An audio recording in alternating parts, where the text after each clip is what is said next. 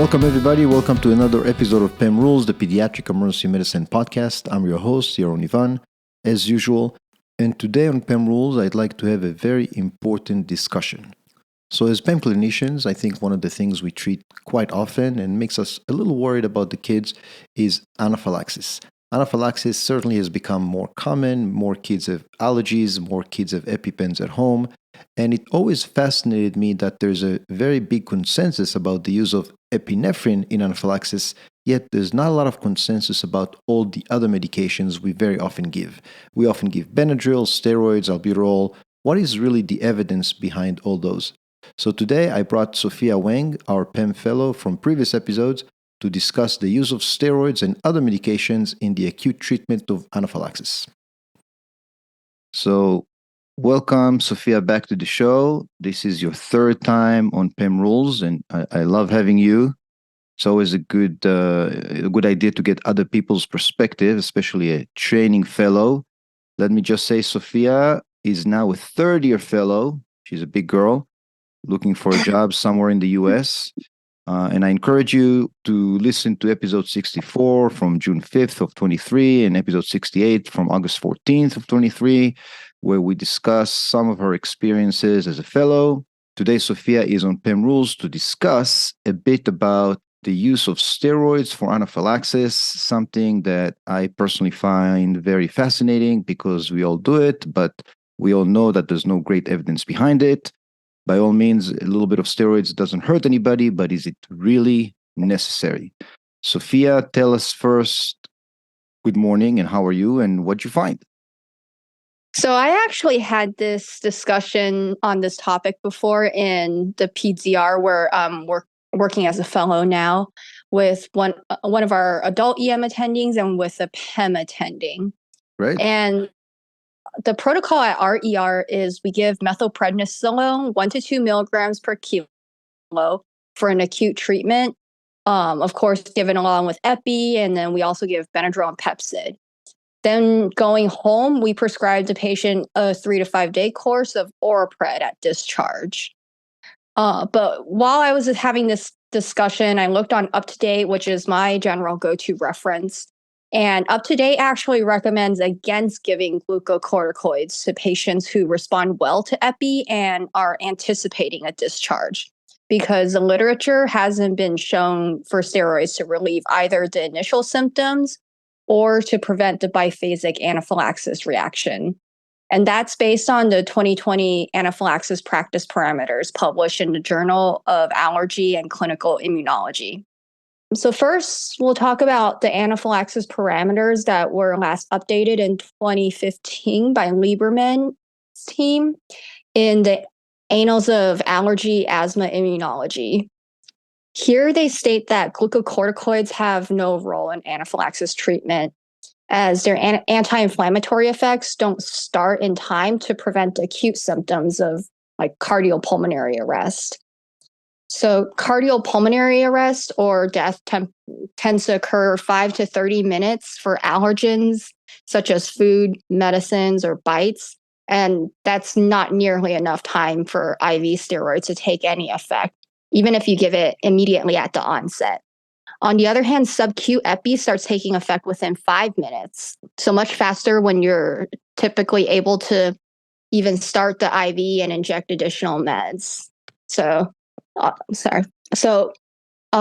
sub-Q Epi will start taking effect within 5 minutes, and that's faster than the time that you'll need to even start the IV to give other meds. So if the patient's cardiopulmonary status significantly improves after a dose of Epi, there's not a whole lot that steroids will add to the treatment. Then there's also the theory that giving the steroids can prevent a biphasic reaction, which is when the anaphylaxis symptoms recur hours later without further exposure to the initial trigger. Systemic reviews in 2017 by Alqurashi and Ellis, and in 2020 by Shaker's team, haven't shown glucocorticoids to be effective in this area either. So basically, if a patient was going to have a biphasic reaction, the steroids didn't prevent that. Shaker's team did find that pre-medication with steroids for administration of certain chemotherapy drugs, though, was beneficial for preventing anaphylaxis, but even the evidence supporting this protocol was rated very low in quality. So when are we supposed to use steroids? Kenneth Michelson's team published a retrospective study in 2015 that included over 5,000 children aged 1 month to 18 years who presented to 35 different PDRs across the country with anaphylaxis. This result showed that giving steroids did not decrease the frequency of ED rebounds, although it did decrease the length of hospital stay and the likelihood of needing epi after the first day of hospitalization. The study didn't specify what qualified a patient for admission, which likely varied slightly between different hospitals and different providers. In other words, it didn't help those who were discharged from the PDR, but was effective for those admitted for anaphylaxis, or did have an effect for those who were admitted. Another good study was done by Gaffney et al. And published in 2022 based in Boston. It set an admission criteria for anaphylaxis that led to decrease in hospitalizations and also decreased the administration of steroids in anaphylaxis patients who didn't have asthma. So the old admission criteria recommended hospitalization for any child who received 2 or more doses of epi or who had hypotension or wheezing at any point. And then their new guidelines that they updated in 2018 recommended admission for those who had hypotension, which in other words means they had anaphylactic shock. And they admitted patients who had persistent wheezing or other systemic symptoms that didn't improve, or for patients who received 3 doses of epi or more. Albuterol and corticosteroids were recommended only for those who were wheezing. And the results showed hospitalizations decreased from 28.5% to 11.2%. And the corticosteroid use decreased from 72.6% to 32.4% in patients who didn't have asthma. And it also accidentally decreased the use of corticosteroids in patients who did have asthma from 74% to 53.8%. And the incidence of ED revisits after these guidelines were implemented was only 2.6%, not significantly different compared to before implementing the guidelines, which had been 4.2%. So what this study tells me is that, again, for patients who respond rapidly to epi and get discharged from the ER, giving steroids didn't change their outcome. I also found it interesting that unintentionally the guidelines cause a lot of people to also not give Decadron to patients who had an underlying asthma and anaphylaxis if the patient wasn't wheezing. So the study didn't clarify if this affected the bounce back rate for patients who did have asthma, but the group did revise the guidelines to start recommending Decadron if the patient had an underlying asthma, even when they weren't actively having the symptoms of wheezing. And this adjustment makes sense to me because there may be a concomitant asthma exacerbation if the patient has the symptoms of wheezing, or the anaphylaxis may trigger an asthma exacerbation in the near future that the Decadron could help hopefully prevent. So after reading into the primary resources, my practice of anaphylaxis management with regards to steroid use is pretty much identical to what UpToDate concluded. If the patient responds well to a dose of epi in the ER and gets discharged after their OBS period, I wouldn't routinely give steroids as part of the treatment. But if the patient has asthma or has symptoms of wheezing or requires an admission based on the guidelines that were proposed in Gaffney's article, then I think steroids may be beneficial and I would give it.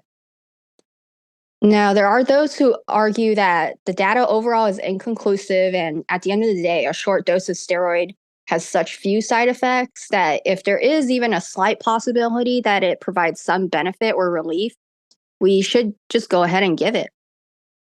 But Michelson's article also pointed out that even short courses of steroids may be associated with symptoms of mood change, of rebound atopic dermatitis, and osteoporosis.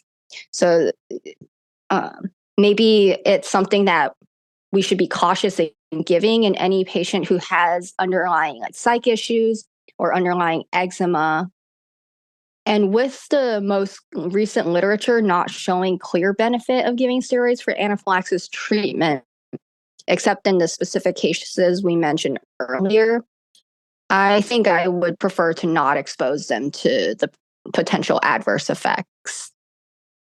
And so these conclusions I gathered from my review of some of the most current literature on steroid use and anaphylaxis. We can list the articles in the info portion of this episode for you guys to look into further yourselves. Or if you want, you can just take my word for it, take UpToDate's word for it.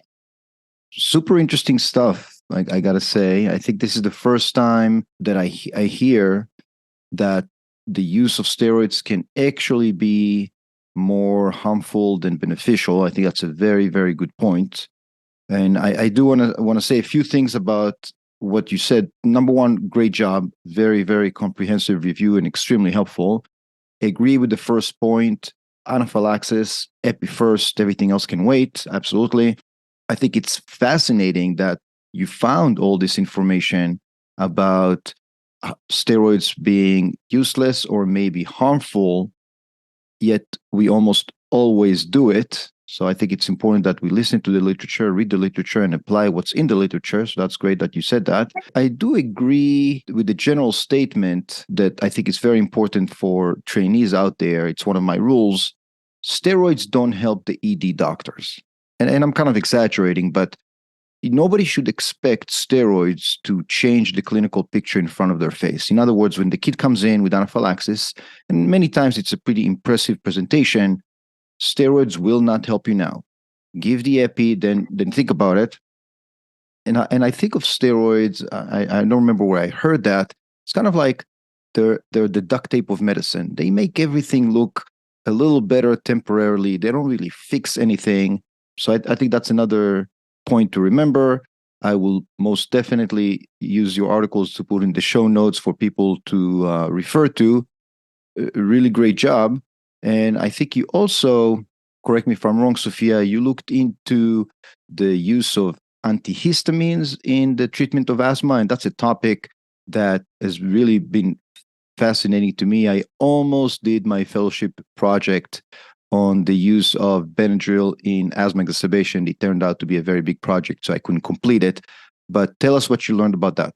In recent literature, Yamauchi and Agasawara in 2019 suggest that H1 and H4 receptor antagonists may be effective in treating asthma with allergic characteristics. Wendell's team in 2020 published in Pharmacologic Reviews an article that also suggests future research may look into H4 receptor antagonists as well. I think we currently have such an effective regimen for asthma management that there just hasn't been a whole lot of incentive all these years to delve further into this topic, as it also only seems to pertain to a small portion of asthmatic patients whose asthma is triggered by their allergies. For this group, for a long time, I've seen pediatricians just go by their clinical experience and acumen instead of following any clear evidence-based guidelines. In my clinical experience, I've seen a lot of pediatricians just instruct the families to give their children scheduled Zyrtec and or Benadryl to treat their allergic rhinitis if their asthma appears to be frequently triggered by their allergies or if it generally occurs during allergy season. And I think this would make more sense to mostly use Zyrtec since they are sleepy. It would be harder to make sure that they get their scheduled albuterol and other medicines. I've also seen pediatricians prescribe Montelukast as part of the regimen before even prescribing a controller if it seems like allergies are the main trigger. Yeah, those are also really good points. And again, this is kind of what inspired me to do my fellowship project that I ended up not doing, because and I have no evidence to back this up, but in my mind, for my anecdotal personal experience, when I was a kid in the 80s and 90s, I think I had one classmates in my class who had asthma, and it was this weird bad disease. And it seems to me that the allergic component of asthma has become more and more dominant over the years. So I'm aware of those articles that you found about Benadryl and antihistamines being useless for asthma exacerbation, but that's exactly what inspired me to maybe do this research project. Is I think now things are different. I think now maybe since the allergic component of asthma has become more dominant, maybe there is a role for, let's say, I'm just saying, IV Benadryl in acute asthma exacerbation. And IV Benadryl, as opposed to steroids, like you discussed, really has very, very safe profile. It has a lot of side effects, but very safe. So I think it's definitely something that we can look into as researchers out there. If you're trying to engage in a new, very heavy and hopefully very important and very helpful research project, that can be it. I do agree, and I think we all know the most common cause of asthma exacerbation is viral illness, for sure, most definitely, but maybe Benadryl can help. I think one of the titles of one of the articles that I read from 30 years ago was antihistamines are not bronchodilators. And I completely agree with that statement, yet we do know that histamine is a bronchoconstrictor. So maybe there's role for Benadryl over there. Thank you, Sophia, very much. Really great job. Every time you come on the show, we learn something new. So it's great to have you. I wish you the best of luck with your job search and the rest of your career. And when you become an attending, hopefully you'll have some more time when we can do this again. Every time you want to, you're welcome to come on the show. Thanks again. Okay. And that is it for today, guys. Thank you very much for listening. I hope you learned from Sophia and her extensive literature search. Certainly a topic that almost always comes back to haunt us. Should we give steroids? Should we not give steroids? Is it harmful? Is it not? So I hope you learned some new information. Thank you again for listening to PEM Rules, and thank you for checking the website and submitting feedback. Again, if, like Sophia, you want to come on the show, find a topic, do some literature search, and educate us all, you're more than welcome to. This is Sophia's choice for the outro. Gotta say, a song I've never heard before, but sounded really good. This is called Silver Lining by Rilo Kiley. I hope you like it.